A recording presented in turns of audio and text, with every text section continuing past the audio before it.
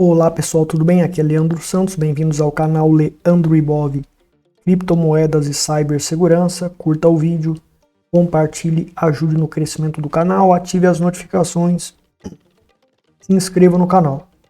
Então, vamos aprender como instalar um Debian Linux seguro e criptografado e por que todo Linux que você que vai iniciar no Linux, por que todo o Linux deve ser criptografado como medida máxima e prioritária de segurança.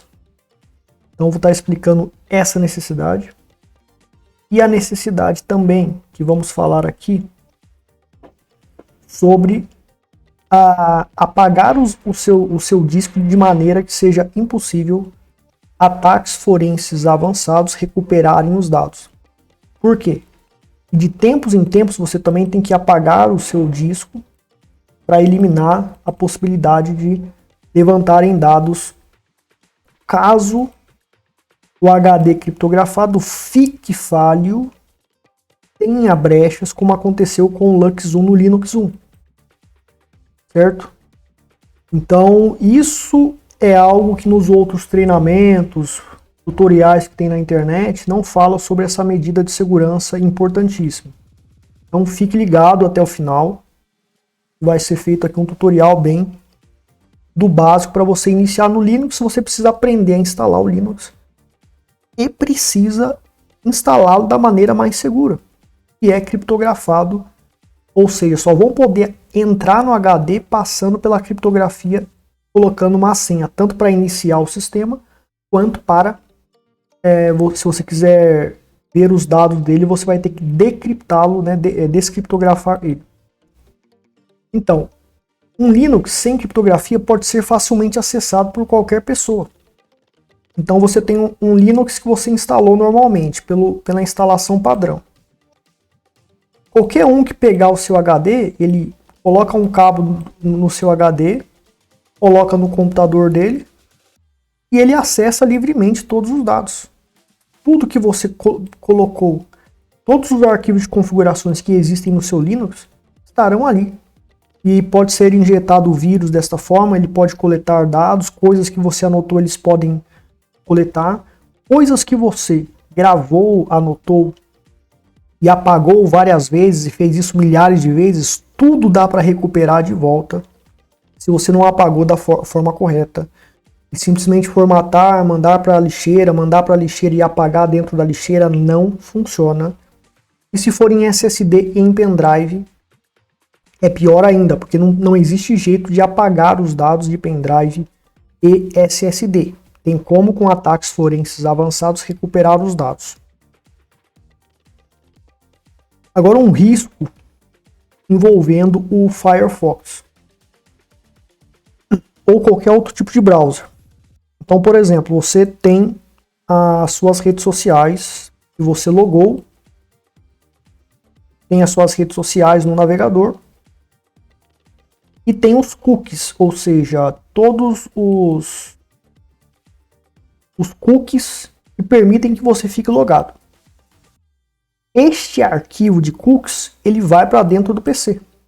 Ele fica gravado dentro do PC. E esses cookies estão com a seção ativa. Então todas as suas redes sociais, Facebook, Twitter, YouTube, etc., eles estão logados. E o que mantém eles logados e mantém você continuar logado são os cookies, são esses arquivos que ficam no seu computador. O Firefox, o Google Chrome grava tudo isso no computador.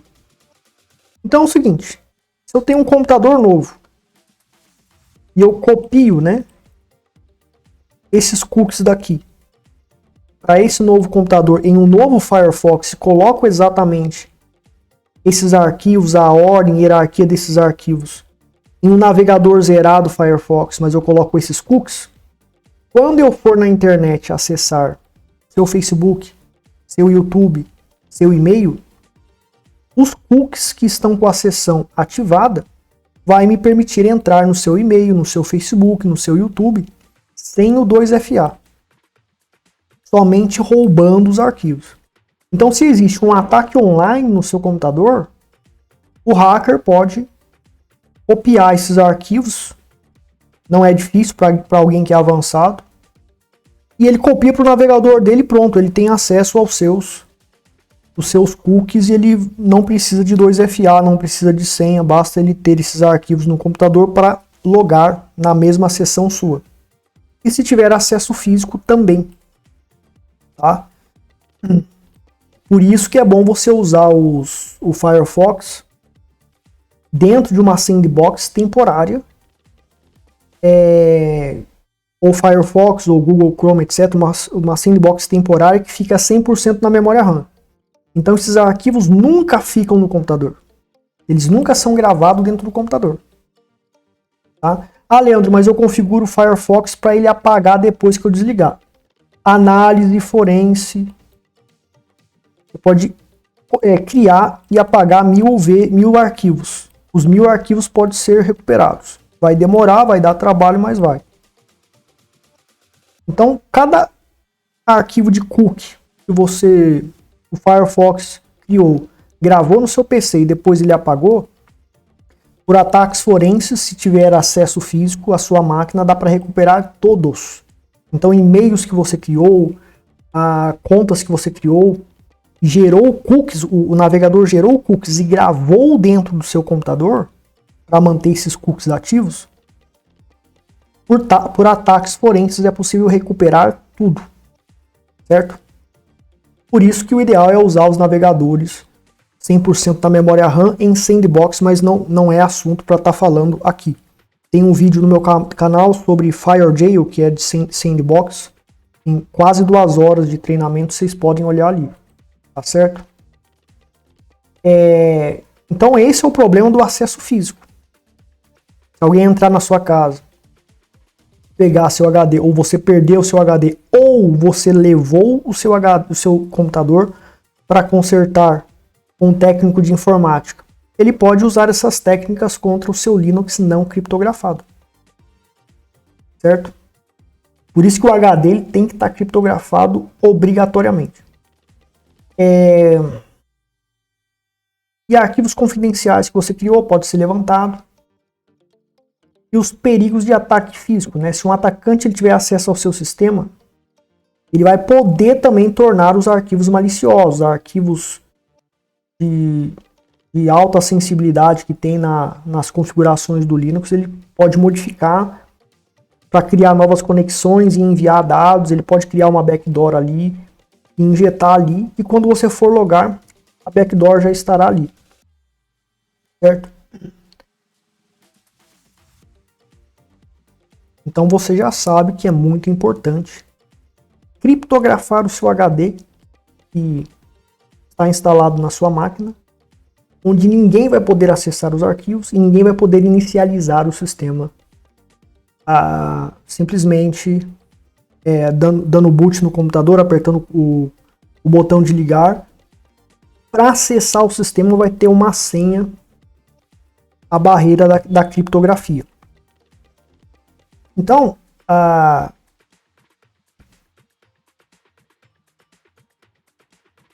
ideia de ter um computador, instalei o Linux, instalei o Windows e daí eu tenho a minha senha de login e a senha.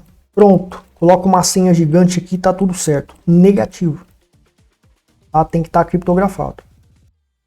Absolutamente tem que estar criptografado. Então se alguém pegar o HD, etc., né, a análise forense vai ter que quebrar a criptografia e é uma barreira de segurança absurda, mas não é garantida. Por isso que você, de tempos em tempos, eu vou explicar aqui nesse treinamento, você tem que apagar da forma certa, de tempos em tempos, periodicamente, o seu HD e reiniciar de novo um novo sistema novo, para impedir que coletem seus dados caso a criptografia fique vulnerável um dia, e já ficou. Eu vou mostrar aqui na apresentação para vocês. Vamos lá então, pessoal, como instalar o Debian no pendrive a partir do Linux. Então o que acontece? Você tem o pendrive e daí a gente vai ter que no pendrive instalar o Debian aqui e depois injetar esse pendrive no computador, tá? Vai ter que injetar ele no computador, desligado, ligar e daí o instalador vai aparecer aqui pra gente e a gente vai começar a instalar o Linux no HD que está aqui dentro do computador, ou SSD que está aqui dentro do computador. E depois que a instalação for finalizada, simplesmente a gente vai poder, direto desse HD, acessar o nosso Linux, tá? Então, primeira coisa que a gente tem que fazer, a gente tem que baixar a imagem ISO do Debian. Então a gente tem esse link aqui. Você pode procurar, escreve aí no Go DuckDuck Debian ISO CD DVD. Aí você vai ter aqui, né, as imagens oficiais, etc. para você baixar. O DVD aqui é mais completo, né? A gente clica aqui em AMD, etc. E a gente tem aqui o Debian 12.7. Então, o que você vai fazer? Você vai baixar essa imagem. Você tem aqui os hashes, né? Que corresponde ao hash 256 para essa imagem, que identifica a identidade dessa imagem, para você checar a integridade desse arquivo. Então você vai checar o hash. Então, por exemplo, eu baixei aqui um Debian 11.2, tá? E aqui tem os hashes dele, o arquivo de hash. No Linux você vai fazer o seguinte, você vai digitar SHA-256-SUM e vai digitar o nome do arquivo. Você seleciona ele, Ctrl Shift mais C para copiar, Ctrl Shift mais V para colar no terminal. Essa é a linguagem. Então tá aí, pessoal, é o mesmo hash lá do site, ó. Esse é igual a esse. Tá aqui, ó, tá vendo? Então, foi checada a integridade da imagem, tá bom? Então a gente tem essa imagem aqui. E eu vou gravar essa imagem que tá aqui. Essa imagem aqui, ó. Vou gravar ela dentro do pendrive. Isso aqui é Linux, né, que a gente está usando aqui. Mas você tem o Windows. Então, se você está no Windows, você não sabe nada de Linux, então você vai ter que baixar para o seu Windows. Vai baixar para o seu Windows, né? Checar hash. Procura aí na internet. Windows, programa. Daí vai ter uns programas para checar hash. Você usa ele para checar os hashes, né? Você tem aqui, ó, né, vários programas aqui para checar o hash, o 256 lá, para você checar a integridade da imagem do Debian. Isso aqui, pessoal, é o HashTool, tá? Escreve aí no seu buscador HashTool Calculator Windows, tá? Vai aparecer esse site aqui, apps, Microsoft. Tem esse HashTool, né? Aí você baixa ele. E daí ele é bem intuitivo. Você seleciona por meio dele o arquivo, no caso a imagem do Debian.iso, e ele vai tirar o hash, e tem que ser o mesmo hash que a gente verificou aqui destes arquivos, para saber que a imagem ela é realmente a verdadeira, não houve interceptação durante o download da imagem, tá bom? Para o Mac você faz a mesma coisa, procura, né, como checar o hash no Mac, se você está no Mac, e como copiar uma ISO, um arquivo .iso para o pendrive do Mac OS. Só que o Mac OS ele é um sistema fechado só para Mac, não vai funcionar talvez a instalação do Debian aí, somente por meio de máquina virtual. Mas tem algumas gambiarras que dá para fazer, mas eu não entendo muito, tá? Então não vou poder estar falando sobre isso. Então beleza. No caso do Linux, né? Como que a gente vai fazer aqui? Eu, por exemplo, vou colocar o pendrive aqui no meu computador. Então aqui ele está pedindo uma senha. A questão é o seguinte. Eu tenho a opção, né, GNOME Disks. GNOME Disks, tá? E ele aqui vai mostrar o que está conectado e tem esse pendrive aqui. Então esse pendrive tem duas partições, ou seja, ele tem 7 GB, mas eu posso né, dentro desses 7 GB, criar divisões e colocar sistemas de arquivos diferentes.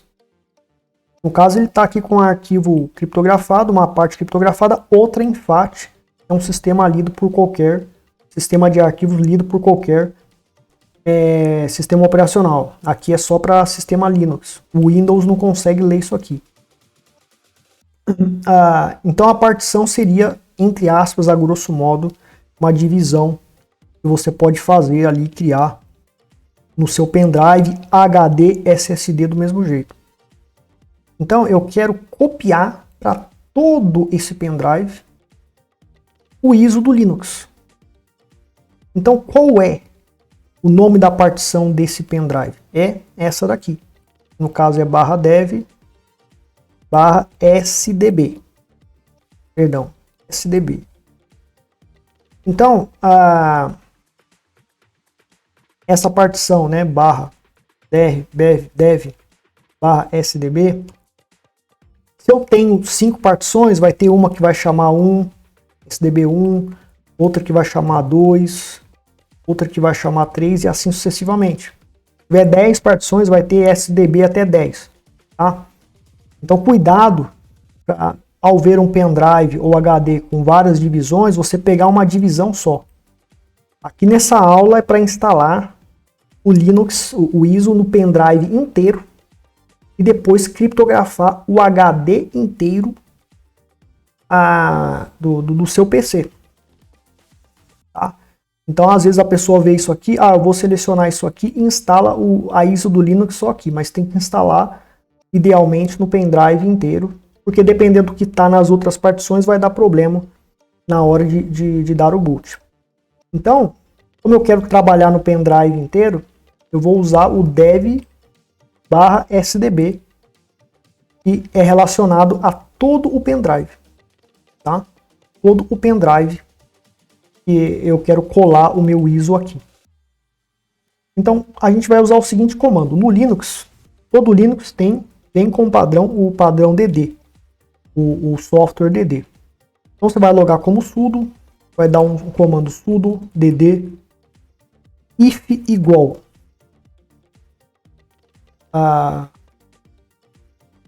peraí, sai aqui, sudo dd if igual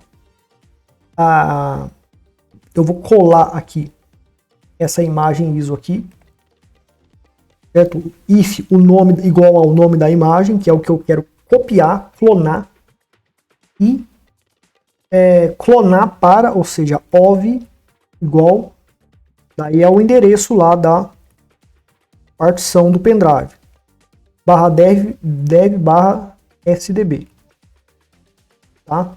Eu posso colocar esse BS igual 4096, é uma velocidade específica ali de trabalho, e o process. Então eu faço isso e eu vou estar gravando para o meu pendrive a ISO do meu pendrive. Não vou fazer aqui porque vai demorar, etc. Eu também posso verificar pelo comando lsblk-f o SDB aqui. Então antes de colocar o pendrive vai me aparecer isso aqui. Quando eu colocar um pendrive, dou o lsblk de novo, lsblk-f, aí vai aparecer o SDB. Então, tá aparecendo o SDB, então o endereço vai ser deste pendrive para eu fazer a clonagem da ISO para o pendrive, /dev /sdb, certo? Então no Linux é assim. Se você tiver com o Tails Linux, que você já fez o meu curso de Tails no meu canal do YouTube, você pode entrar como root no Tails e fazer esse procedimento lá do Tails também sem problemas. Agora, pessoal, a gente tem que dar boot no PC para iniciar o pendrive. Então o que acontece? Você vai desligar o seu computador, você está com o seu pendrive, foi gravado no pendrive o Linux Debian, a ISO do Linux Debian, você vai retirar o seu pendrive do computador, vai desligar o PC e você vai ligar o computador apertando a tecla para iniciar a BIOS ou o Wi-Fi. Os computadores antigos usavam a BIOS. Computadores de hoje usam o Wi-Fi. Não vou explicar aqui nesse vídeo o que é BIOS, o que é Wi-Fi, entrar em detalhes. Você pode pesquisar no Google sobre o que é para entender. Mas é um menu para acessar. É um menu que permite você ter acesso às configurações das configurações básicas do computador para que ele inicialize. A BIOS faz isso, uma das coisas que a BIOS faz é isso. Checa também se certas coisas estão funcionando para que o computador tenha a sua plenitude de funcionamento. Só que, assim, você tem no computador, né, tem CD, você tem digamos, o sistema operacional Windows, né, vou colocar W de Windows aqui, tem CD e você tem pendrive. Geralmente o pendrive tá por último. Então, se você já tem um computador com Windows instalado, toda vez que você for ligar o computador, ele vai para essa ordem de boot e vai ligar o Windows. Então, você tem que ir para dentro da BIOS, ir para dentro desse menu e mudar essa ordem e colocar o pendrive aqui em primeiro. E depois de colocar o pendrive aqui em primeiro, daí você desliga o computador, liga ele de novo, com o pendrive com a ISO do Linux instalada, daí ele vai acessar o menu do instalador do Linux e vamos poder instalar o Linux no HD que está dentro desse computador, tá? Então, basicamente, a grosso modo, para o pessoal leigo entender, é isso. Então, quando você for desligou o computador, colocou o pendrive, quando você for ligar o computador, cada BIOS, cada placa-mãe, cada BIOS, ela tem uma regra. Então pode ser o botão ESC que vai acessar o menu da BIOS. Então você tenta com ESC, não deu certo, você tenta com Del depois. Tenta com F2, tenta com F7, tenta com F10, tenta com todos os Fs. E uma hora vai entrar. Tá? Então ligou o computador, o pendrive está lá dentro, você vai tentar o ESC, tentar as teclas Fs, tentar o Del, né? O botão Del aí também, para tentar entrar no menu da BIOS. Aqui, por exemplo, é um exemplo de menu da BIOS que está sendo demonstrado a entrada, né? Depois de ter apertado o ESC ou o Del, ele entrou aqui nesse menu.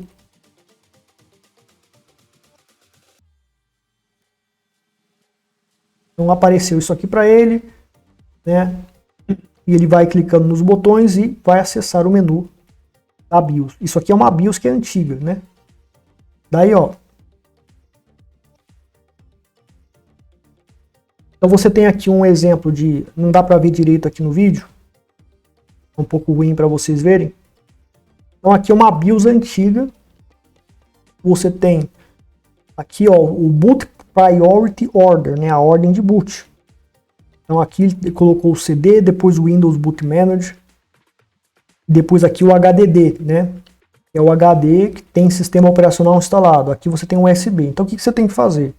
Se tem coisa instalada no seu HD, vai dar boot para cá, nunca vai chegar no pendrive.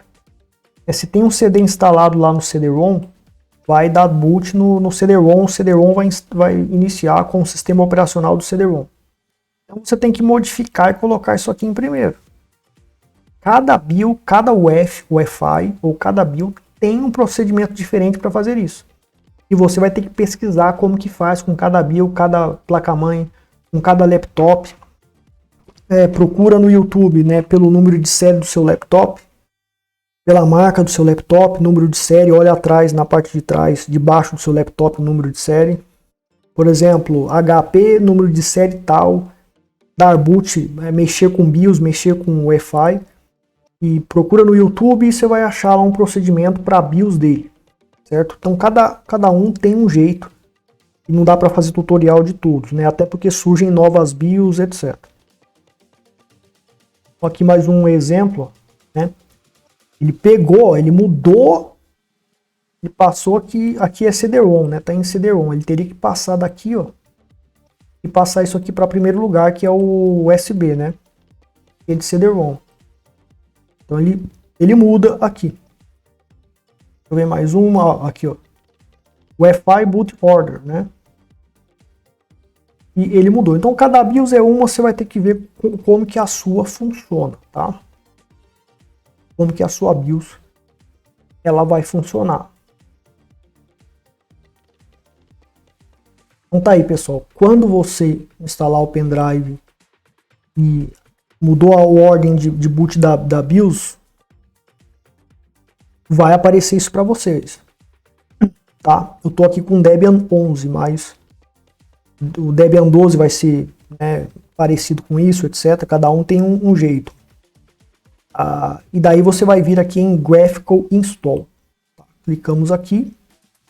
No caso, você vai selecionar na BIOS com o Enter, né, com as setinhas do teclado e o Enter. Isso aqui é uma máquina virtual, mas exatamente o que é feito aqui na máquina virtual é feito em um host, em um computador real com hardware, etc. Isso aqui é uma máquina virtual que virtualiza o hardware e a partir daqui fica igualzinho o que vai acontecer com você na sua própria máquina. Então, pessoal, vamos aqui para o passo a passo para a gente instalar o Linux Debian criptografado com LuxOne, LVM, Lux 2 e LVM no HD inteiro. Então, no seu computador, lá dentro do seu computador, você que é leigo, tem o HD. Então, a gente vai instalar todo ele aqui dentro. Então, se ele tem 500 GB, vai ser 500 GB, vai ter algumas partições que o sistema, o instalador vai dividir para instalar, colocar os bootloaders ali, etc, para dar boot no sistema operacional. E vai sobrar uns 490 GB por aí, 450, sei lá. Se for um de 1 TB, daí já vai ser mais, tá? Mas vai ser no HD inteiro. Então, tem que fazer o backup do seu HD, de todos os dados do seu HD, porque tudo será apagado. Ou SSD, tá bom? Então, antes disso, você faz o backup desse HD, de todos os arquivos que você precisa, porque vai apagar tudo o que tem nele. Certo? Leandro, mas e no caso de HDs, onde eu tenho várias partições que eu coloco arquivos, etc. E nessa quantidade de gigas eu quero instalar o Linux, daí já é mais complexo, eu não vou poder ensinar nesse vídeo. Eu até fiz aqui um tutorial para executar isso no HD, mas é bem mais complexo e não vai dar para, eu vou ensinar só a parte de um HD só. Porque na realidade eu desenvolvi uma habilidade de ter um HD, eu desenvolvi uma técnica onde em um HD de 1 TB eu consigo instalar vários Linux. Posso instalar 10 Linux diferentes, cada um criptografado, onde com pendrives, né, existem as imagens ali em certas partições do pendrive que vai dar boot nesse, eu posso selecionar para dar boot nesse Linux ou nesse Linux. Então eu posso ter 20 Linux em um único HD, onde eu consigo selecionar cada um. Só que é muito complicado, vou até tentar fazer um curso disso aí, mas é muito complicado, cara. Então tem que fazer essa parte aqui básica mesmo, porque é doideira essa parte aí de ter vários Linux em um único HD, tá? Então vamos lá. Como que a gente vai fazer aqui então? Eu vou aqui selecionar a linguagem, então português do Brasil. Aqui vai perguntar a minha localidade. Então vou falar que eu estou no Brasil, tá? E aqui configurar o teclado. Português brasileiro. Então aqui eu estou colocando tudo em português, tá bom? Mas você pode colocar em inglês, o sistema operacional Linux em inglês, e a linguagem do teclado em português brasileiro, tá? Mas eu estou colocando tudo em português aqui, para facilitar para quem não sabe de inglês, etc. Então ele vai carregar aqui algumas informações, vai preparar o instalador para fazer a instalação do Debian para a gente.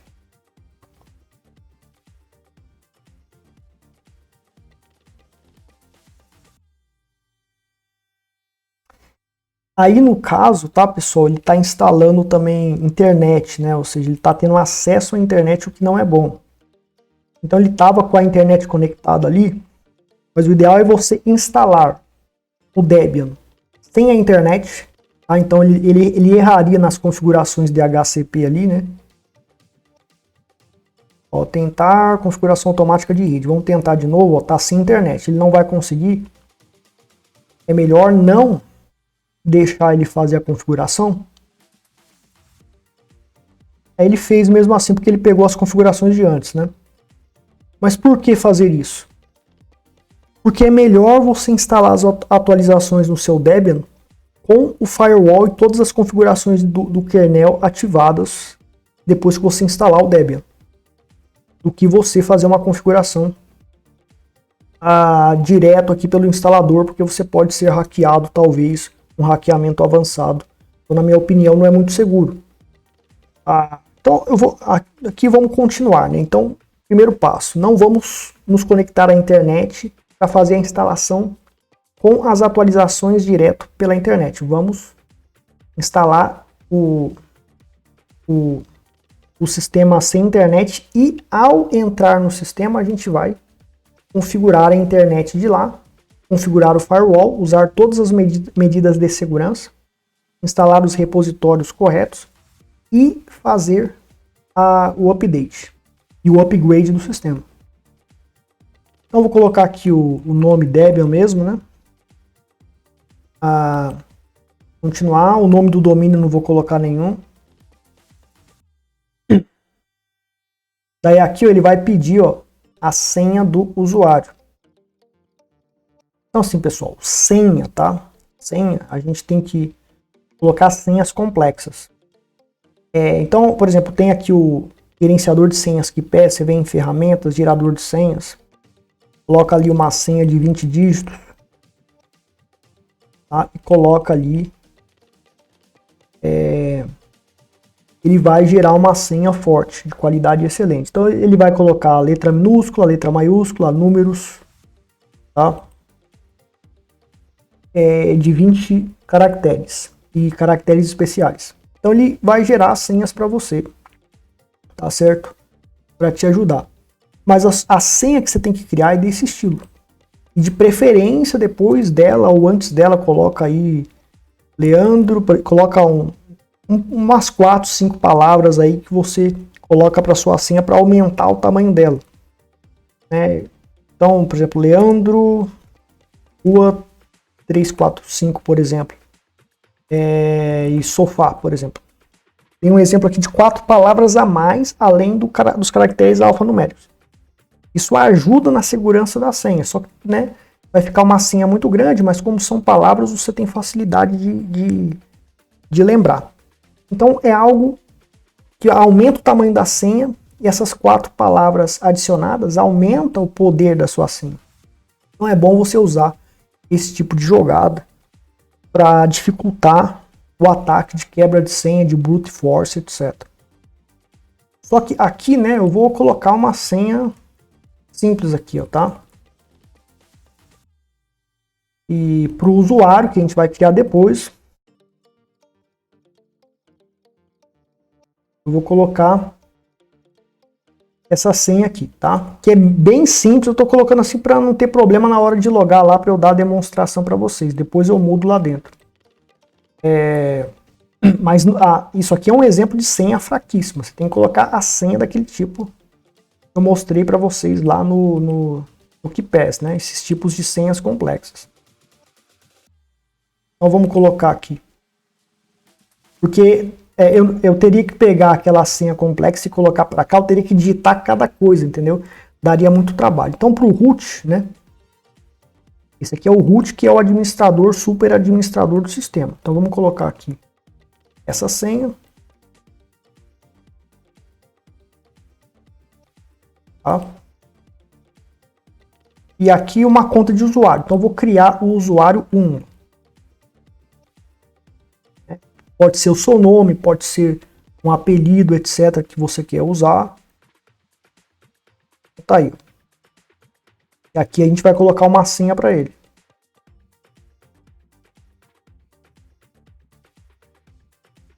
Então a gente vai colocar essa senha.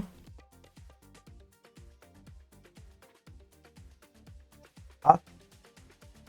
Então é bom deixar sem internet, conforme eu falei para vocês, instala sem internet, configura o firewall dentro do Linux e depois faz a instalação com as devidas medidas de segurança implementadas ali dentro.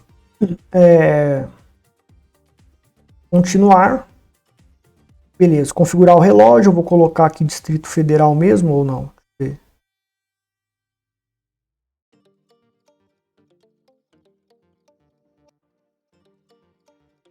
Então beleza. Então aqui ele está partindo para outra fase aqui da instalação.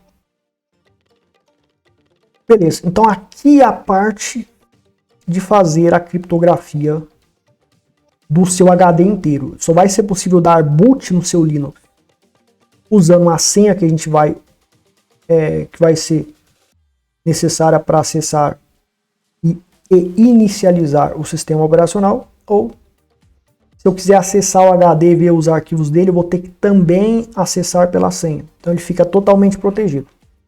Então como a gente vai gravar no disco inteiro, a gente vai usar o disco todo e LVM criptografado. Então o que é isso?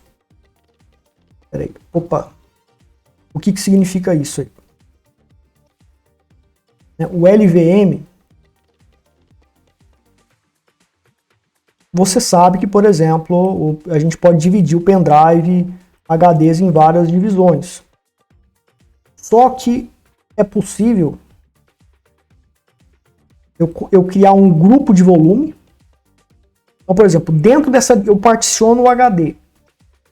E dentro desse HD eu crio um volume onde eu divido de novo. Então eu faço uma segunda divisão aqui no HD. Uma é para swap e outra é para o sistema raiz, né? Vamos colocar aí ó, o sistema, o Linux. Vamos colocar sistema, aqui é o sistema. Só que essas duas divisões estão dentro de um grupo e esse grupo está criptografado.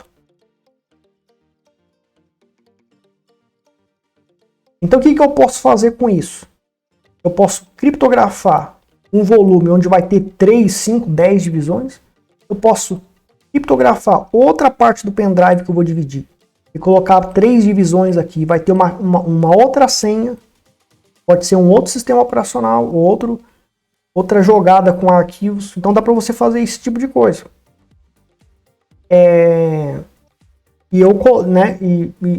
Então dá para você usar isso para várias estratégias. Então o LVM é isso, é um grupo de volumes que vai ter várias divisões como se fossem partições, mas esse único volume ele tem várias divisões ali dentro e pode ser criptografado dentro de uma partição, conforme eu estou explicando. Então posso ter várias partições do pendrive, né? Em cada uma dessas aqui eu posso ter uma LVM. E dentro dessa LVM eu vou ter mais divisões ali. E dentro desse volume vai estar tudo criptografado. Então, para o leigo entender, basicamente, a grosso modo é isso. Tá? Então, a gente vai vir aqui em assistido, usar disco todo e LVM criptografado. Então, para o HD inteiro, isso aqui vai funcionar, vai ser fácil você instalar e criptografar o seu Linux, porque o sistema vai fazer tudo e praticamente não vai dar erro. Agora, se você tem um HD e nesse HD você tem lá uma partição com arquivos que funciona como backup, você fica gravando coisa aqui dentro e nessa região você quer gravar o Linux, daí você vai ter que particionar, criar partições para F, para partição EFI, né? E a outra partição ETX4, que vai ter as imagens ali para dar boot, etc, né?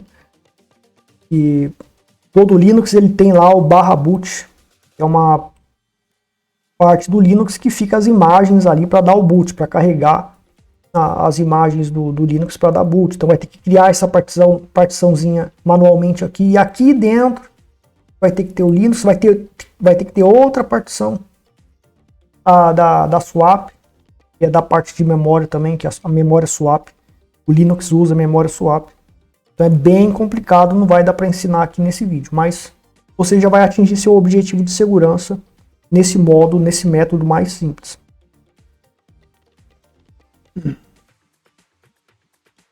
Ó, então aqui, ó, tá aparecendo o disco virtual, porque ele reconheceu que é um disco virtual. Mas quando você tiver no HD, ele não vai saber que é um disco virtual. Ele vai indicar lá que é um HD e vai dizer quantos gigas tem, etc. Aqui tem 23.6 gigas. Mas, lembrando que o vídeo de máquina virtual no meu canal tem lá. Procure máquina virtual, KVM, para você entender como que funciona, etc. Não vou poder explicar o que é máquina virtual aqui, mas para a apresentação e o tutorial estou usando uma máquina virtual. Então foi criado esse arquivo aqui para simular um HD. Então a máquina virtual vai instalar, o instalador vai instalar como se isso aqui fosse um HD, mas se fosse na máquina real, né, sem estar virtualizado, ele verificaria que é esse HD inteiro e ele apagaria tudo daqui. Ele destruiria tudo isso aqui para instalar o Linux, tá? Então dá para a gente fazer as aulas aqui perfeitamente usando máquinas virtuais. Clique em continuar, você seleciona lá o HD que você quer. E aqui, ó, todos os arquivos em uma partição para iniciantes. Eu recomendo isso aqui para iniciante. Daí você pode colocar uma partição diferente, ele vai criar uma partição para o home, uma partição para o var, para o temp, para efeitos de segurança. Eu vou ensinar em vídeos posteriores. A gente pode utilizar isso aqui, mas vai dar trabalho para fazer vídeo explicar as técnicas de segurança usando esse método aqui e outros métodos.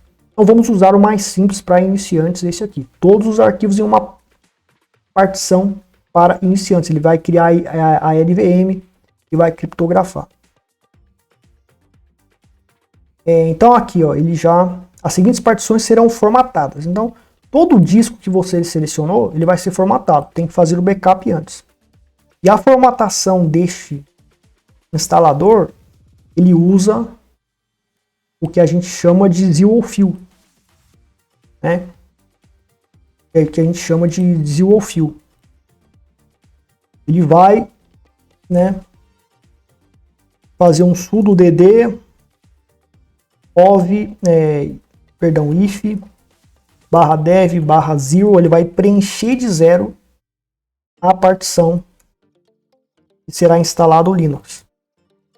Então vai ser difícil usar métodos de recuperação de dados para recuperar os dados. Isso vai ajudar a apagar os dados, mas você tem que fazer o backup antes, e se não fizer, você pode perder todos os dados sem chance de recuperação, talvez. Porque é um sistema de apagar arquivos muito eficaz. Em SSD não vai funcionar tão bem, porque SSD nunca apaga os dados. Mas no HD, se for HD, realmente apaga definitivamente. No final do curso aqui, eu vou estar explicando esses dados melhores.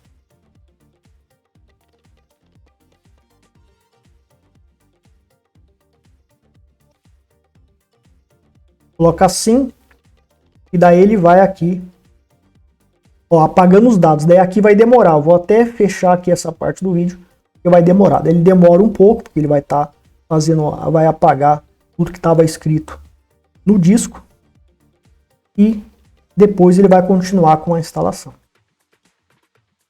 Agora, pessoal, vamos colocar a senha no HD. Então, para dar boot e iniciar o sistema. E para acessar esse HD fisicamente, para abrir os arquivos, para abrir ele, tem que colocar essa senha.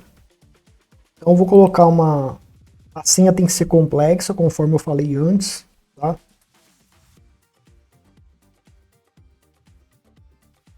Mas aqui eu vou colocar uma senha simples, tá? Mas senão vai dar muito trabalho para eu colar ali, tá? Tem que ser uma senha altamente complexa, conforme eu expliquei lá do gerenciador de senhas, tá?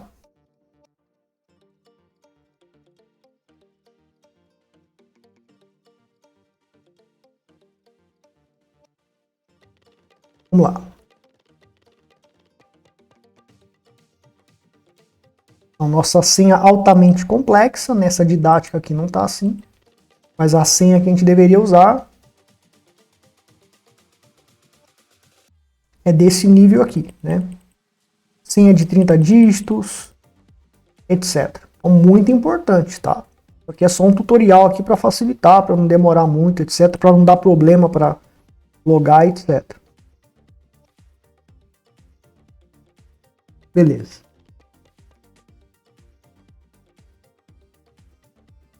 Aqui ele vai começar a criptografar e a particionar o HD, o SSD. Então aqui tem o total de gigas. Então ele vai particionar tudo que é necessário particionar, criar as partições, as divisões ali para fazer a instalação, para permitir o boot, etc. Ó, então o que acontece? Se você fosse fazer manualmente, se por exemplo você fosse manualmente,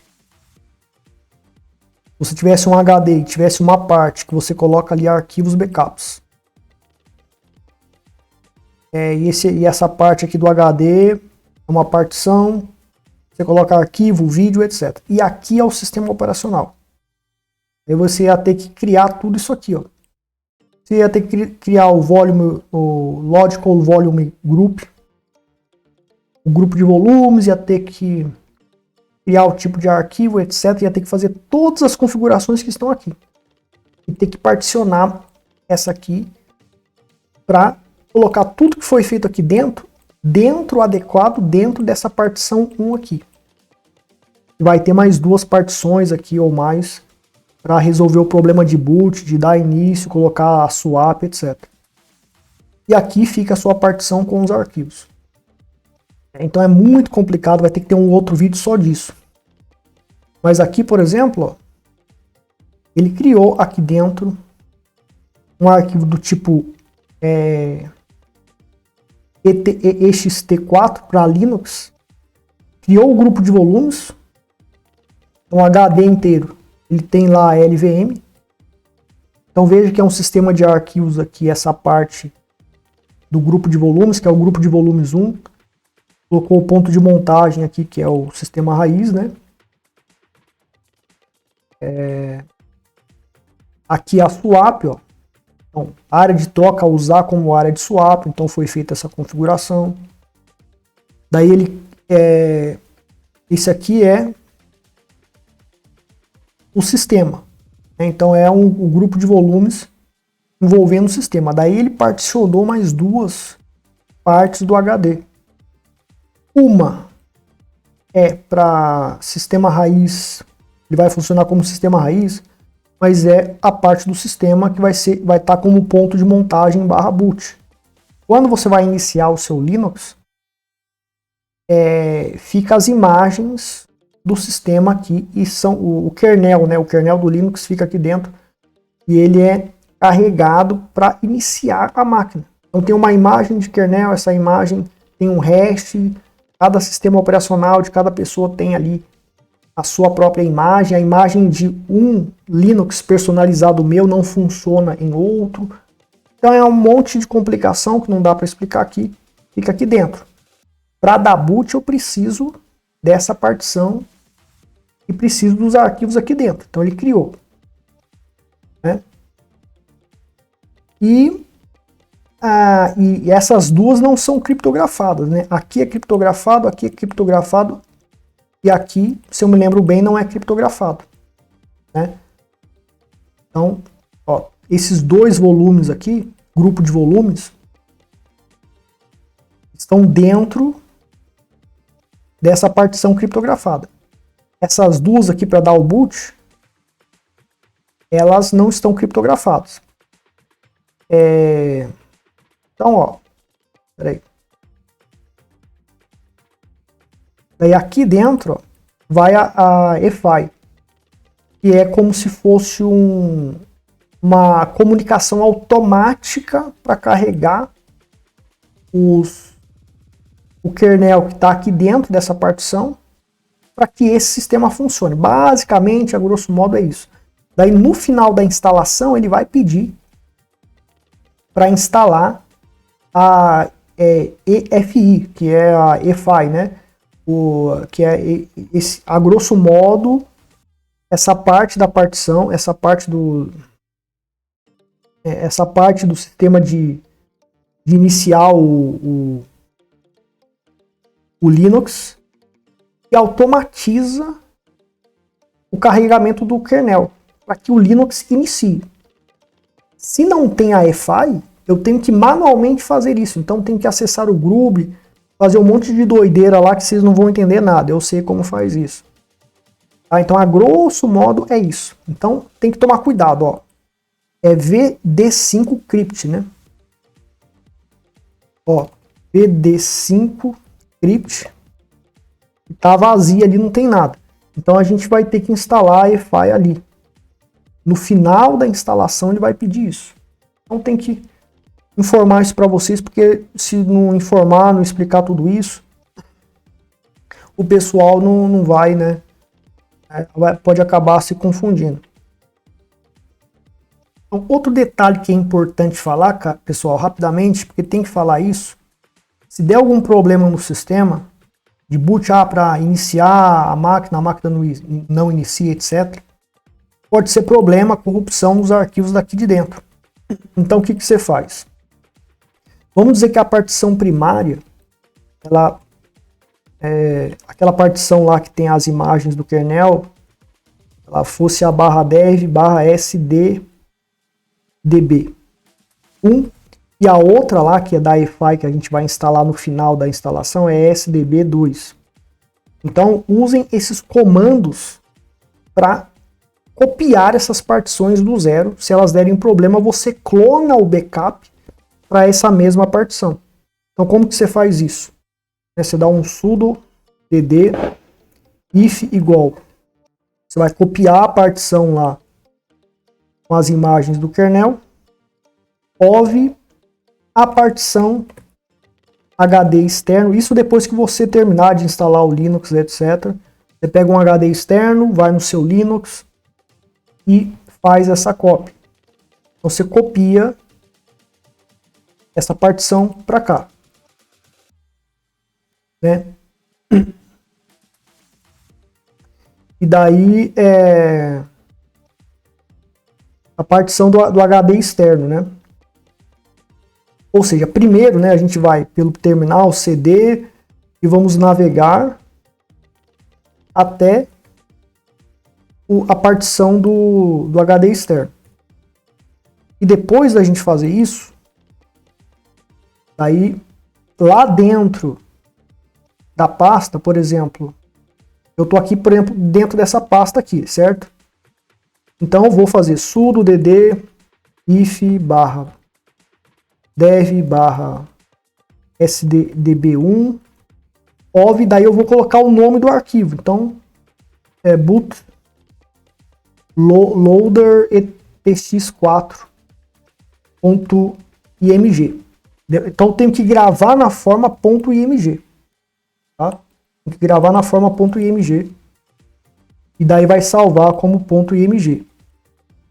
Daí a segunda, navego também para essa partição do HD externo, tudo dd if igual a /dev/sdb2, que é a EFI, que é aquela parte automatizada que manda a BIOS, que manda a UEFI pegar os arquivos aqui e fazer o load das imagens do kernel e outras coisas. Sem a EFI, você não automatiza, você tem que fazer manual. Não dá para explicar. Eu vou colocar aqui EFI dev, tá? Por exemplo. E tem que colocar o .img.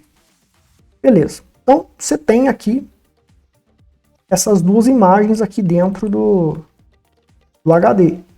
Tá? Estão clonadas. Zeradas, elas estão 0 km, elas funcionam.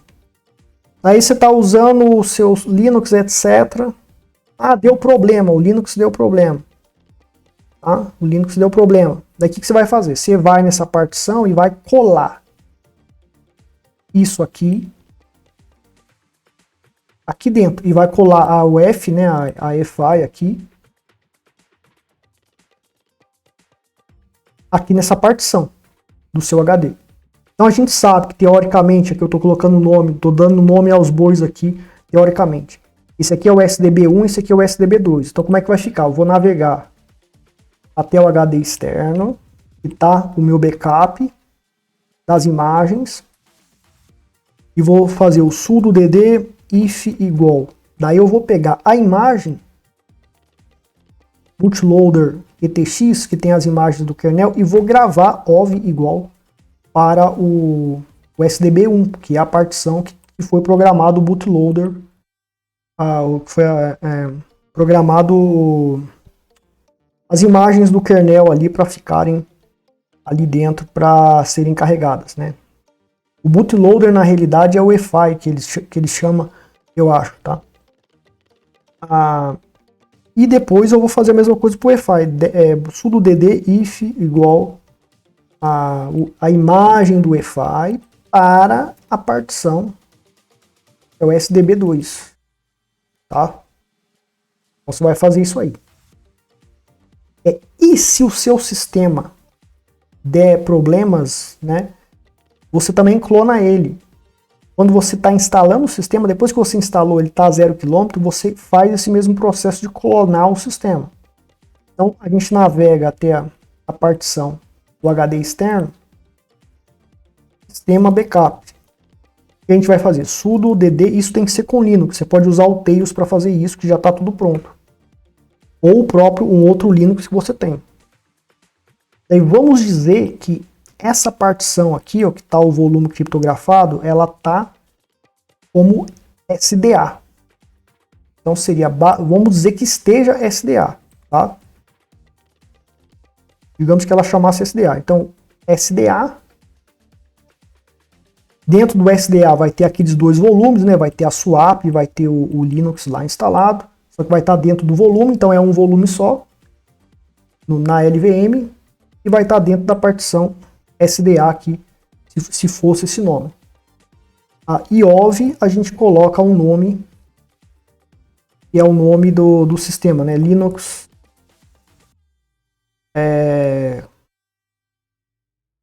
sudo dd /dev /sda ov Linux Debian, tá? Pronto. Daí eu gravei e .img. Então ele vai gravar a imagem aqui dentro dessa partição do HD externo. Ah, meu Linux deu problema. Então você faz o processo inverso.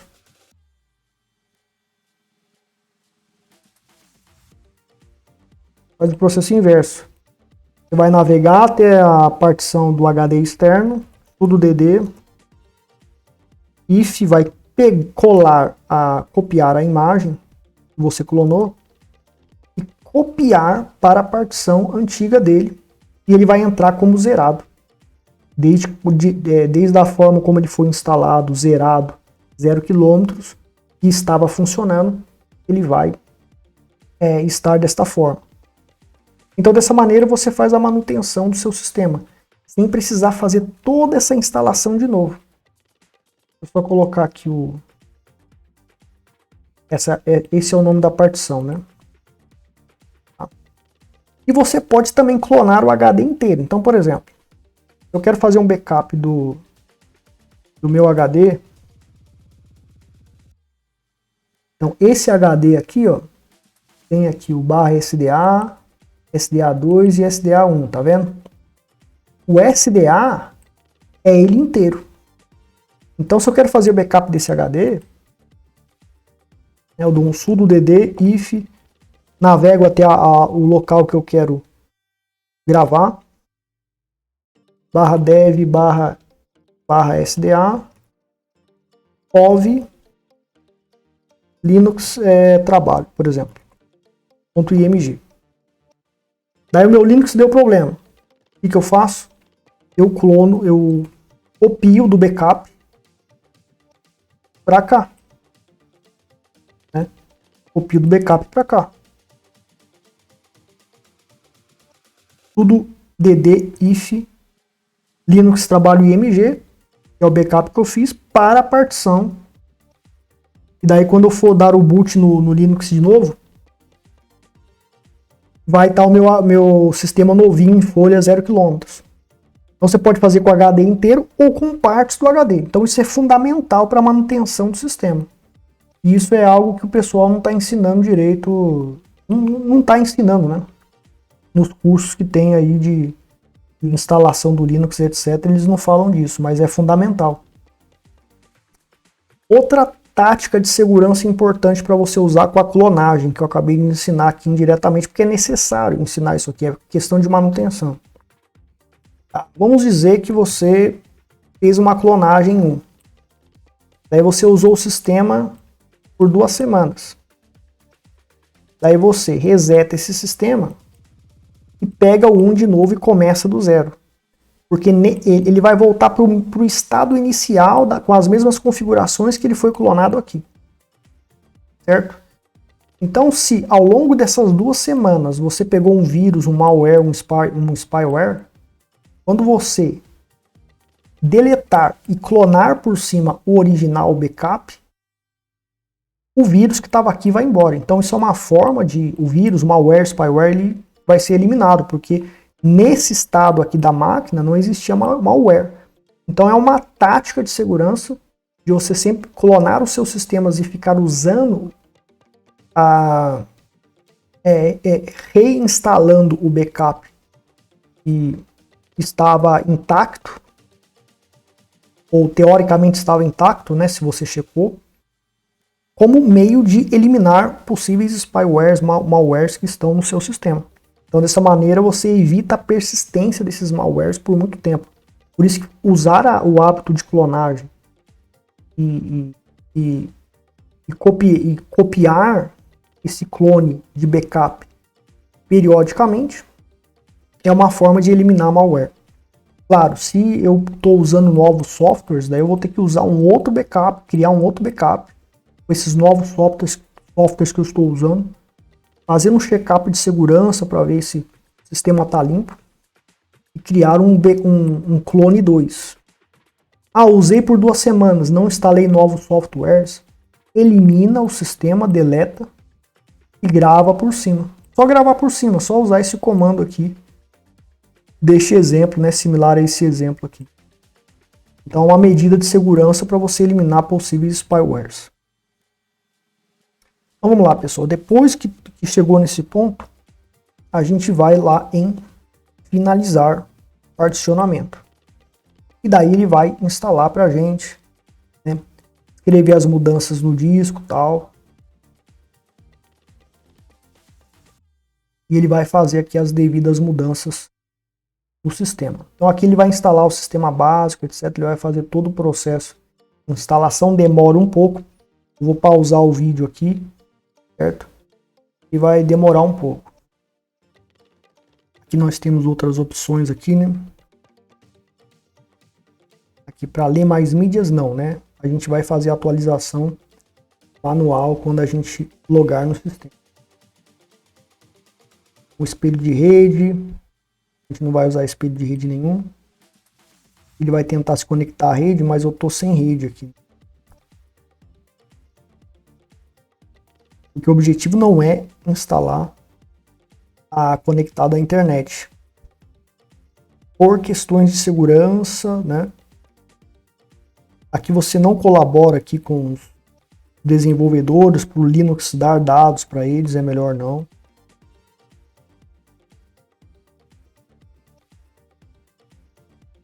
Aí, ó, agora sim, o ambiente gráfico. Então foi instalado o Linux linha de comando e agora a gente tem o Linux ambiente gráfico aqui. Para você ter todo esse ambiente gráfico, mexer com o mouse, etc. Você tem o GNOME, que é mais pesado. E você pode deixar esses 3 aqui. Ou escolher outros, mas daí você vai pesquisar outros Você pode escolher servidor web, servidor SSH, né, se você vai trabalhar com isso, para que você adeque o seu Debian do jeito que você quer. Eu vou deixar só esses três aqui mesmo. Utilitários de sistema padrão, GNOME, ambientes de área de trabalho no Debian. E agora ele vai instalar, vai demorar um pouquinho também. Então, pessoal, olha só. Terminou a instalação. Daí no final, lembra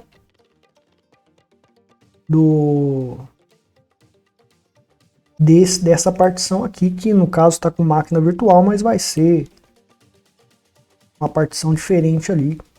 Vai estar especificando para você. Então ele está dizendo, né, instalar o carregador de inicialização do Groove. É a única, né, parece que esta nova instalação será o único sistema operacional neste computador.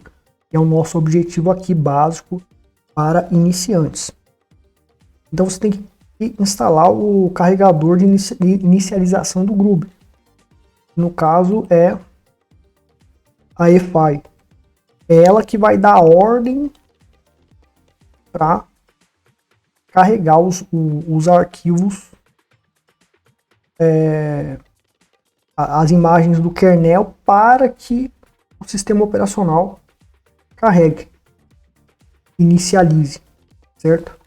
Então a gente vai instalar, ó, /dev/fdda, né? Poderia colocar para instalar manualmente aqui, mas a gente clica aqui, ele vai instalar nessa partição aqui. Se o seu HD tem um monte de partição, vai aparecer um monte aqui, você tem que saber qual é, você tem que configurar especificamente qual é. Então esse modo para iniciante é o mais fácil, instalar tudo em um único HD. Pronto, aqui ele está instalando para a gente.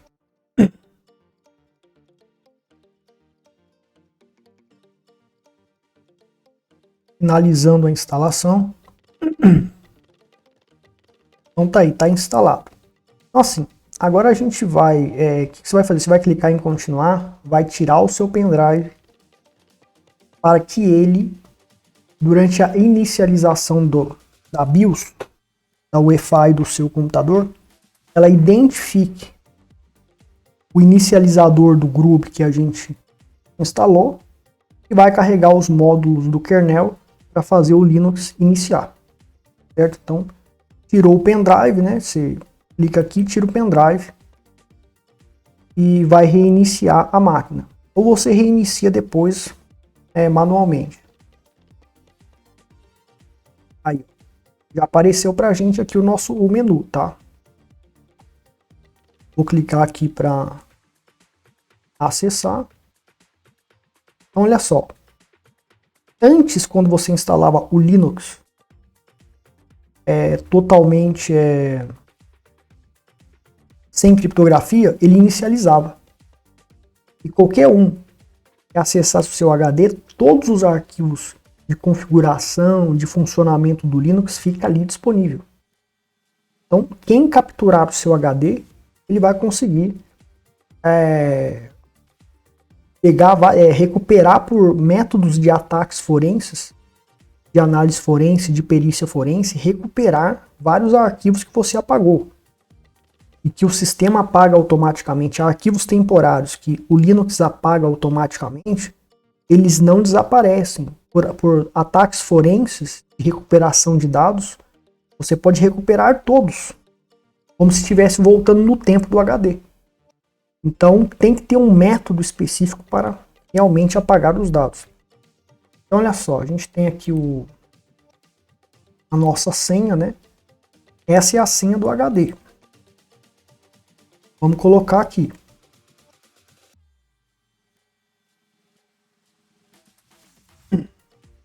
Óbvio que a senha tem que ser complexa, né? A senha que eu coloquei aqui é só para facilitar o tutorial, mas tem que ser uma senha bem complexa, conforme eu expliquei. Agora sim o Linux está iniciando, depois de eu colocar a senha. Então a criptografia me protegeu, certo? de qualquer invasão por ataque físico, né? Acesso por ataque físico que ocorra, né? Aqui ele está carregando os módulos, etc. E agora ele vai entrar.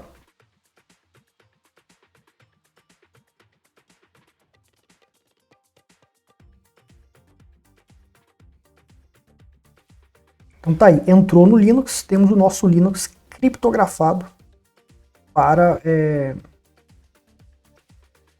maior proteção, maior segurança. Então o usuário inicial de Linux, o iniciante em Linux, agora você tem já como iniciante um Linux criptografado mais seguro contra acesso físico. Então aqui é só a gente entrar com o usuário e começar a usar o nosso Linux. Agora, pessoal, a gente vai lá no meu GitHub. Vou conectar aqui, ó. Vai lá no meu GitHub. Lá o GitHub Leandro Ibov, né? Você procura lá por repositórios e você tem o Iptables kernel básico. Ou você tem um block input, né? Você tem um apaga regras, etc, para apagar as regras do firewall, etc. Tá? Então você abaixa tudo isso aí, copia. Veja o tutorial, veja o vídeo de como que funciona, etc. Tá? E você então acessa o terminal, clica aqui, vai no terminal, navega até onde você copiou o arquivo.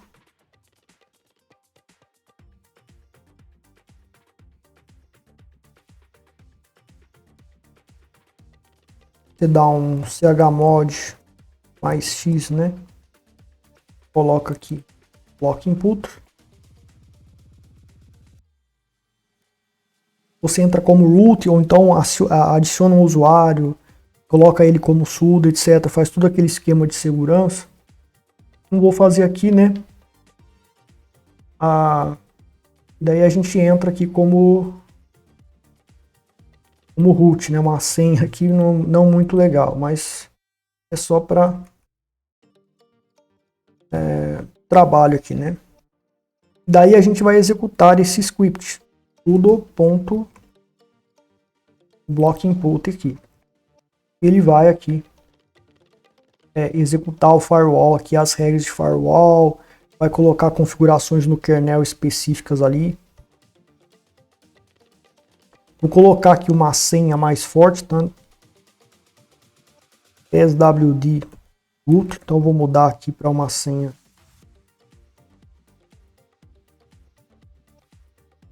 swd root. Vou colocar uma senha aqui um pouquinho melhor, tá?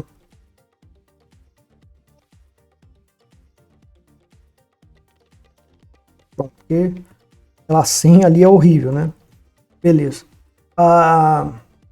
Então, beleza, eu tenho aqui, tá configurado o firewall. A gente tá com tá up aqui, né? Tá funcionando. Tem IP dado aqui, etc. Agora é a questão dos repositórios. O que a gente vai fazer? A gente vai vir aqui nos repositórios do Linux e vamos pegar os repositórios oficiais do Linux no momento que está sendo recomendado e configurar lá na pasta etc/apt/source.list. Então você vai pesquisar aqui, né? Tem a versão do Debian. É para você ver a versão do Debian que você está usando. Você coloca esse comando lsb_release-a. Daí você vê a versão do Debian. No caso é a Bullseye que eu instalei. e você digita aqui no buscador, né, Debian BUC Official Repositories ou Debian Official Repository, você vai cair aqui, ó, Source List traço Debian Wiki, é a página oficial do Debian. E aqui ele te dá todas as instruções como instalar os repositórios recomendados. Então tá vendo aqui, ó, ele tem a versão Bookworm, né? A versão que a gente está usando é a BUC. Deixa eu ver se tem aqui BUC aqui. Ó. Então dependendo da versão, por exemplo, você achou a versão aqui, ó, o codename e tal. Você procura aqui, dá um Ctrl F e procura esse codename. Daí vai ter as instruções dos repositórios que você pode estar usando. Então a gente vai usar esses daqui. Então como que a gente vai instalar esses repositórios? A gente vai em cd /etc cd apt, né? E dando um ls, a gente tem aqui, ó, source list. A gente usa o nano, né? Sudo nano source list. Ó. Então o que acontece? Ele vem com esse repositório aqui, cd-rom, tal, etc. Isso aqui geralmente dá problema na atualização, você deixa comentado. E aqui ele vem com dois repositórios aqui configurados aparentemente corretamente. Por via das dúvidas, você seleciona tudo, dá um Ctrl K e pega oficialmente os que estão sendo recomendados atualmente no site. Até porque atualiza, né? Tem inovações, tem melhorias de segurança, etc. Então você copia para cada um Ctrl C lá. Quando entrar no arquivo, Ctrl Shift mais V no terminal para copiar, Ctrl Shift mais C para colar, Ctrl Shift mais V, Ctrl O para salvar, Ctrl X para sair. Então, se a gente for ver aqui, dando um cat, está instalado aqui. Beleza? Então a gente está com o firewall instalado. Estamos com os repositórios também instalados. A gente vai dar um sudo apt update -y, depois o sudo apt upgrade -y. Tá? Não vou dar o upgrade inteiro aqui, porque vai demorar muito, né? Mas aí ele vai começar a atualizar. Então, depois da configuração do firewall e depois de colocar esses repositórios, vendo a atualização da página oficial do Debian, quais eu devo usar para a minha versão, etc. Verificar qual versão você está usando, procurar os recomendados aqui pela página do Debian. Então você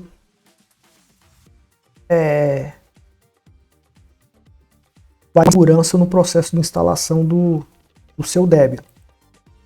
Só que ainda isso aí é a ponta do iceberg. Antes de fazer toda essa instalação, tem uma configuração de segurança ainda mais avançada que eu utilizo. Eu uso um monte de scripts que eu desenvolvi em Shell Script, com várias táticas de segurança bem avançadas. Só que não vai dar para colocar isso nesse vídeo. Acompanhe o canal, maratone as playlists do canal de cibersegurança, para você ficar por dentro de tudo isso, entender melhor a questão de segurança. Mas o básico da instalação para o iniciante é isso que você tem que fazer. Você tem agora um Debian criptografado, você fez as clonagens, ou seja, depois que você instalou, depois que você fazer essa instalação aqui, depois que terminar, você vem aqui você vai fazer o esquema da clonagem aqui. O esquema da clonagem que eu expliquei ao longo do vídeo. Vai clonar para manutenção. E se você não instalar novos softwares, a cada semana, a cada 2 semanas, você volta para o backup inicial da clonagem. É uma medida de segurança. E também de manutenção, se no começar da boot, etc., você restaura em questão de em 1 hora ali, você clonando, você restaura o seu sistema do 0 km funcionando perfeitamente. Então tem que ter essa medida, essa tática de clonagem aqui para facilitar o uso do seu sistema operacional Linux. Principalmente você que é iniciante, se não tiver essa tática de clonagem, o sistema deu um problema, você vai ter que fazer tudo de novo. Vai ter que instalar tudo de novo. Então já tem essa manha, esse macete da clonagem para você deitar e rolar na manutenção, na facilidade, né? Então, pessoal, vocês aprenderam um pouco sobre a questão de partição, de criptografia, etc. Perfeito. Então a pergunta é: HD criptografado está isento de riscos de ataque físico bem sucedido, ou seja, atacar seu HD e quebrar a criptografia e acessar os dados, usar a análise forense depois de quebrar a criptografia do seu HD, coletar dados antigos, porque tudo que você grava e formar e você deleta não fica deletado. Tem que apagar da forma certa. Em HD você consegue apagar definitivamente, mas não é tão garantido assim. SSD e pendrive não tem solução. Por táticas forenses dá para resgatar todos os arquivos que você gerou. Então não tem garantia. Então nós temos aqui o caso do Tails. Pendrive criptografado do Tails teve um ativista, não vou julgar aqui se ele era bom, se ele era mal, mas ele tinha o Tails, tinha a criptografia no Tails, e abriram o pendrive criptografado dele com uma senha gigante e mesmo assim bypassaram e leram tudo que tinha ali. Então você tem uma carteira de criptomoedas, você tem dados secretos ali, eles quebraram. Então do Lux 1 mudou para o Lux 2. Toda essa criptografia que a gente fez, ela foi feita com o Lux 2. O Lux 1 estava vulnerável, ficou vulnerável, e o Tails mudou. Então, essa é a prova. Não é teoria da conspiração, aconteceu. Então, Leandro, então quer dizer que eu não sou um super-homem com um HD criptografado. Não, a prova está aqui. Contra fatos não há argumento. Né? Então, como que você protege os impactos? Então, de graça, aqui no canal tem muitos insights, muitas técnicas, vai ter muitos vídeos avançados. Esse vídeo aqui de cibersegurança, no que diz respeito à criptografia de HDs do Linux, mostrei os motivos porque você tem que ter o seu HD criptografado. Tem um método de clonagem aqui. Então, os outros tutoriais de criptografar Linux é básico. Você vem aqui, faz isso, faz aquilo, seu Linux está criptografado. Coloca uma senha forte. Não basta. Então, segurança, cibersegurança é muito mais complexo do que vocês imaginam. E a anonimidade, então, nem se fala. Então, isso aqui para o iniciante, esses dados aqui valem ouro, né? Para o pessoal que é iniciante aqui, porque são insights mais avançados para o iniciante já ter uma consciência melhor. Então faça a maratona das nossas playlists aqui no nosso site. Tem no meu canal também, Leandro Ibov, Cibersegurança e Criptomoedas, você tem lá as playlists. Então você maratone aqui todos os vídeos, lê os artigos que já estão prontos aqui. Vai estudando aos poucos, é bastante conteúdo. Participe do nosso treinamento avançado de anonimidade online. É um curso mais avançado de anonimidade, com técnicas pesadas éticas, mas não podem ser divulgadas publicamente. Então elas ficam secretas, tem um preço bom ele, e sempre vai ter. E está sempre em evolução este curso, esse treinamento. E agora um insight de cibersegurança e anonimidade bem significativo para vocês, iniciantes. Brechas e falhas na formatação dos dados. Então o que acontece, pessoal? O que acontece?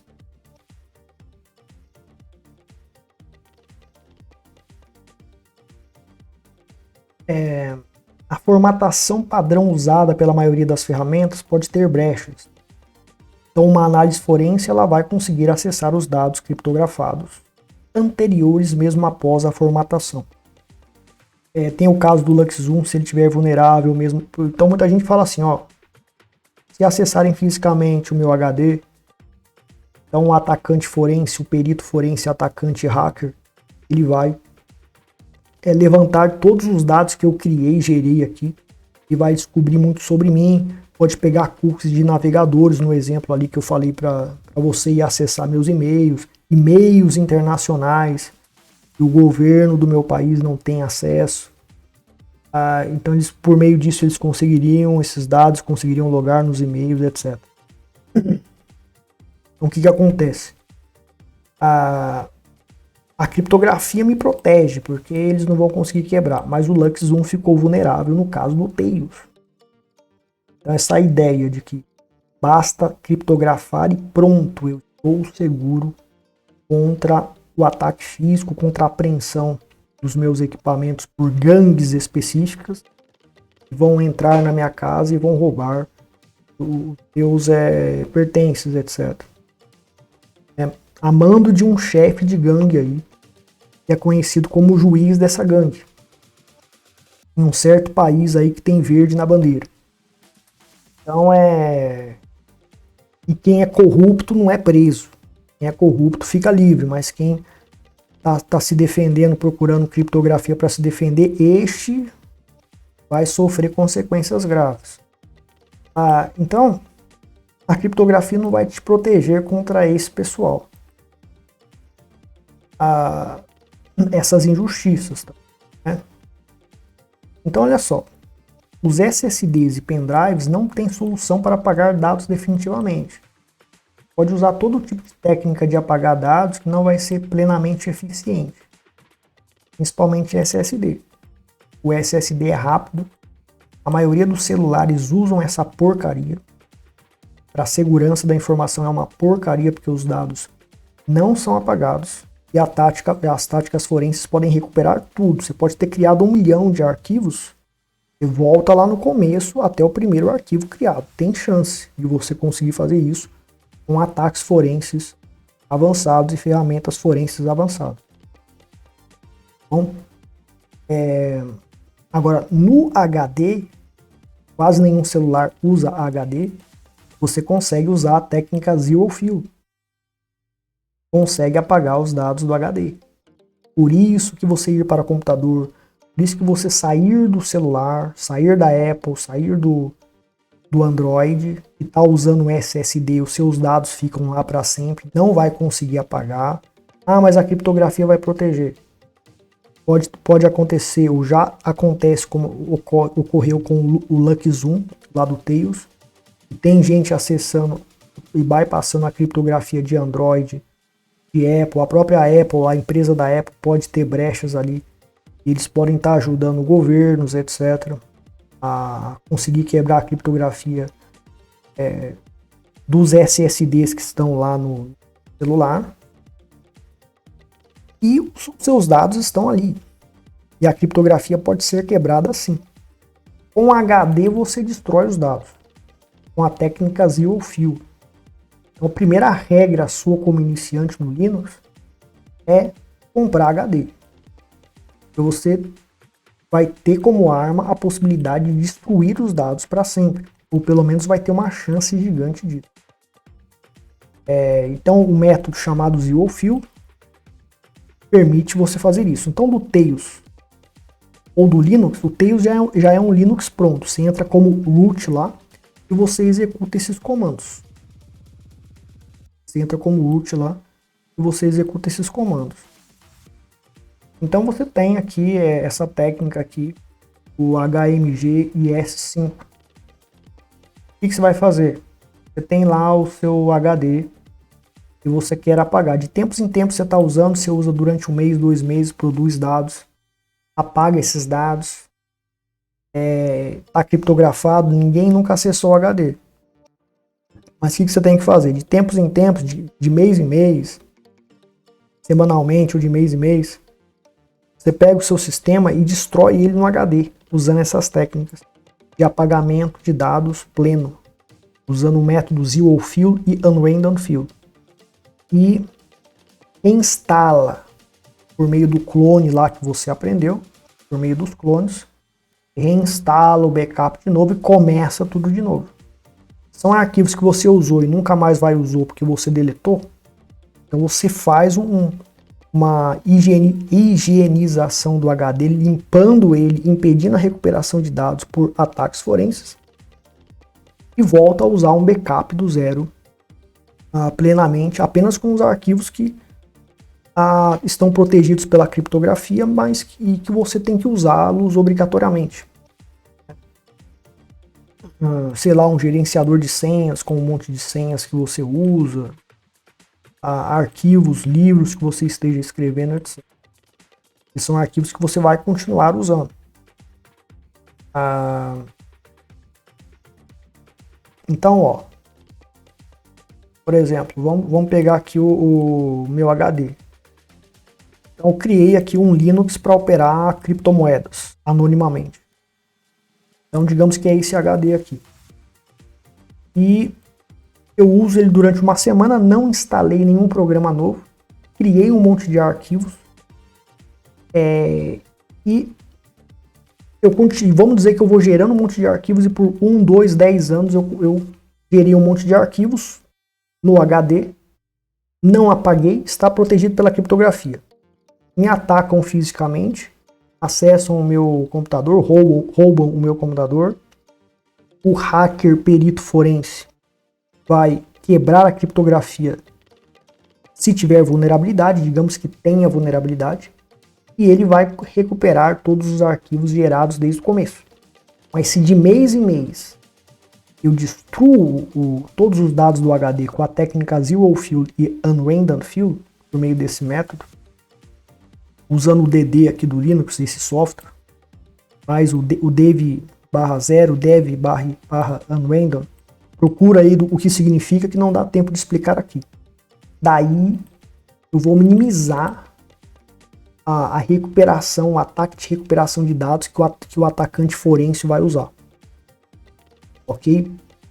Porque ele pode ser bem sucedido atacando fisicamente meu HD e quebrando a criptografia, como aconteceu no caso do LuxZoom. Mas se de mês em mês, de semana em semana, eu destruí e estou sempre destruindo os dados, ele não vai conseguir recuperar tudo. Então eu vou prejudicar o trabalho de invasão de privacidade dele. Certo? Então é uma forma de minimizar o impacto dos ataques. E a gente pode sofrer de ataque físico e recuperação por métodos forenses avançados, por meio de ferramentas forenses avançadas. Qual é o comando? Comando aqui.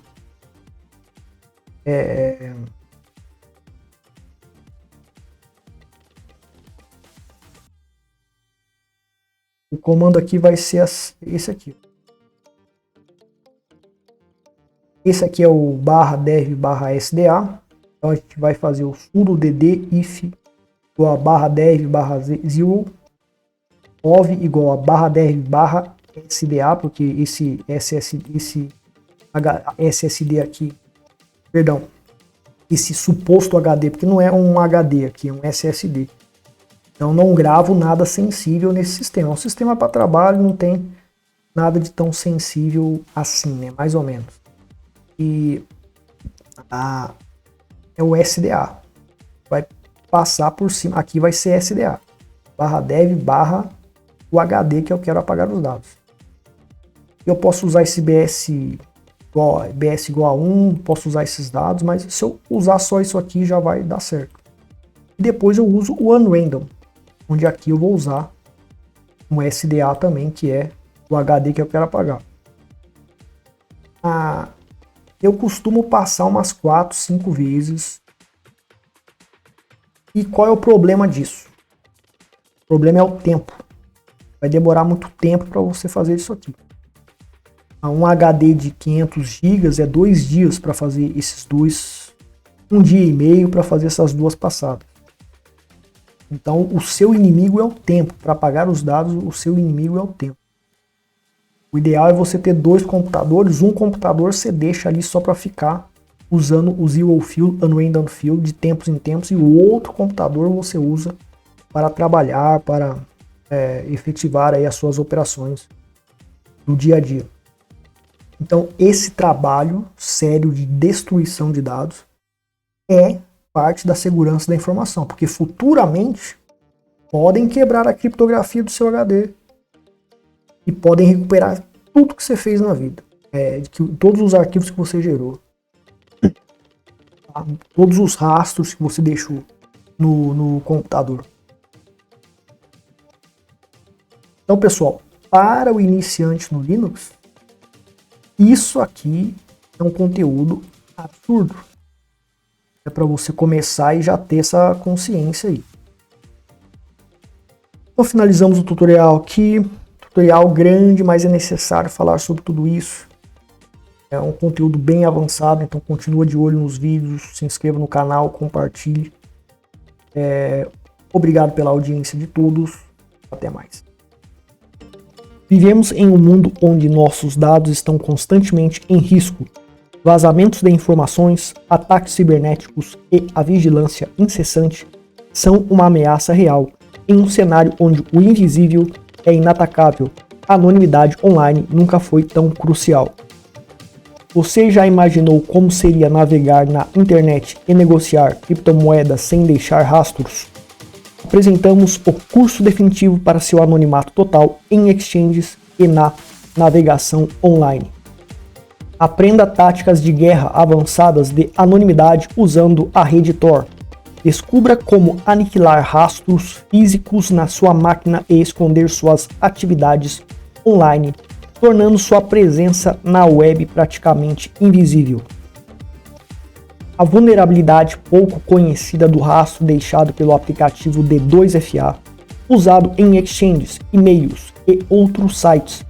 Aprenda a criar e-mails e contas anônimas em exchanges, onde o rastro inevitável do 2FA será eliminado com a amnésia do Tails Linux OS, protegendo você contra qualquer ataque físico usando nossas táticas cibernéticas antiforenses novas. Descubra o algoritmo de anonimidade que permite que você permaneça anônimo após comprar criptomoedas, mesmo se for identificado durante o processo. Aprenda a contornar o registro em exchange sem KYC usando a técnica Bait IP Ghost.